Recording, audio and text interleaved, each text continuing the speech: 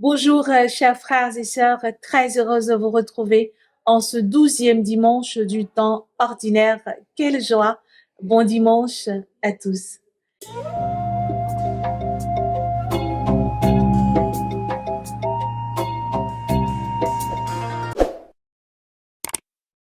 Les textes de ce 12e dimanche nous parlent de l'agir de Dieu au cœur de nos épreuves.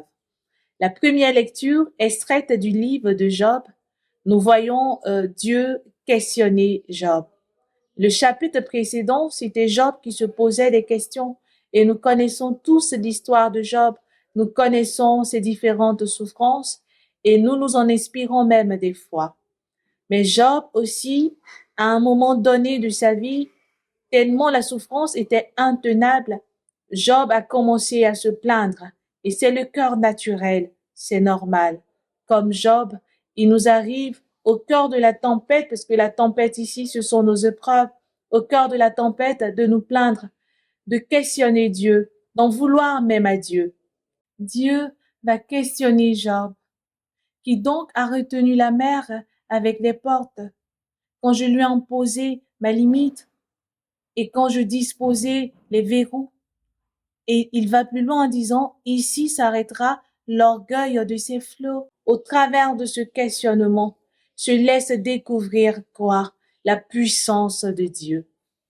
Dieu, il est puissant et il est capable d'arrêter tout cela, de mettre fin à cela.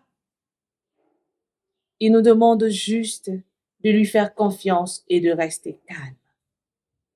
Et pour mieux comprendre l'agir de Dieu, allons dans l'évangile du jour, extrait de Saint Marc chapitre 4, versets 35 à 41.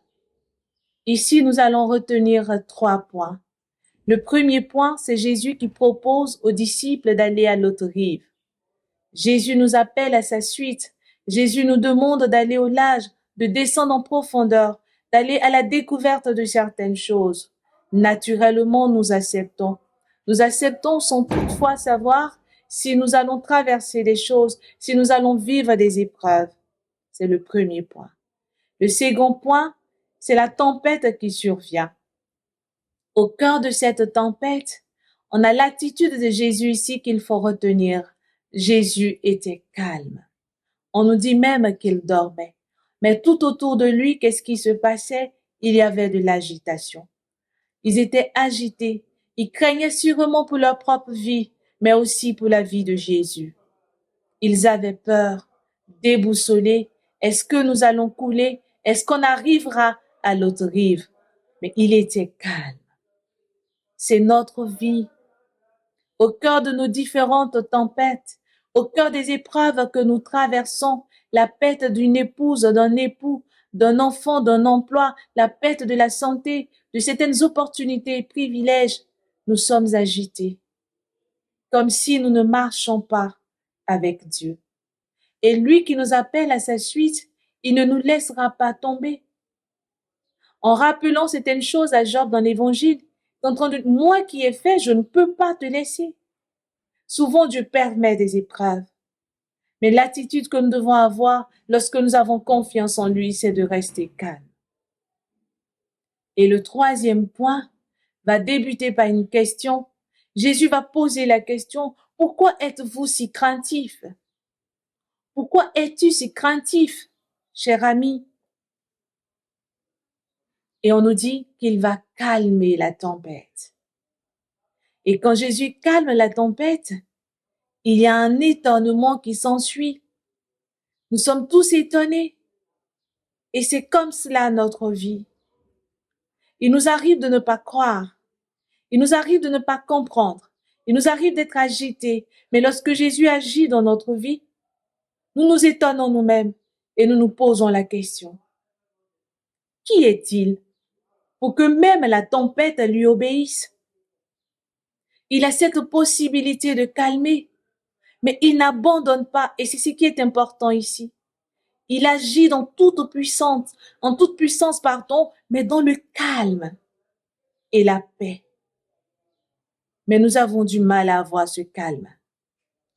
Nous avons du mal à faire confiance véritablement à Jésus. Mais il n'abandonne pas. Il ne nous abandonnera jamais. Tous nous nous posons des questions, comme Job, comme les disciples. Seigneur, pourquoi moi? Pourquoi est-ce que je vis cette épreuve?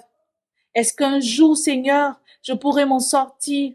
Est-ce qu'un jour, Seigneur, je connaîtrai la joie, le bonheur? Est-ce qu'un jour, moi aussi, je vivrai certaines choses? Est-ce qu'un jour, Seigneur, mais il est là, dans le calme, et il vit avec nous. Alors, lorsque Saint Paul apôtre nous parle d'une créature nouvelle, c'est cette créature qui est capable de garder son calme au cœur de l'épreuve et laisser Dieu agir en toute puissance dans sa vie. Cette créature nouvelle est cette créature qui donne tout à Dieu et qui laisse Dieu accomplir tout dans sa vie et qui laisse Dieu agir dans sa vie. Est-ce que nous sommes encore à cette dimension? Nous qui nous disons aimer de Dieu, aimer par Dieu, nous qui nous disons marcher à sa suite, nous qui nous disons avoir une certaine intimité avec le Saint-Esprit, nous qui nous disons être consacrés au Saint-Esprit, être consacrés à Dieu, est-ce que nous sommes calmes face à la tempête? Pourquoi sommes-nous si agités? Pourquoi? Et aujourd'hui, Dieu nous rappelle ce qu'il fait, ce qu'il est capable de faire. Il est capable de faire au-delà de nos entendements, mais il est là, il est toujours présent avec nous, ne nous abandonnera pas. Frères et sœurs, en ce dimanche, demandons la grâce de laisser Dieu agir dans notre vie, la grâce de voir la puissance de Dieu dans notre vie, la grâce de voir Dieu aux côtés de nous, dans le silence, le calme et la paix. Demandons la grâce de ne pas craindre, la grâce de ne pas douter, et cela en aucun cas de la présence de Dieu dans notre vie. Vous le savez, frères et sœurs, moi, je vous aime.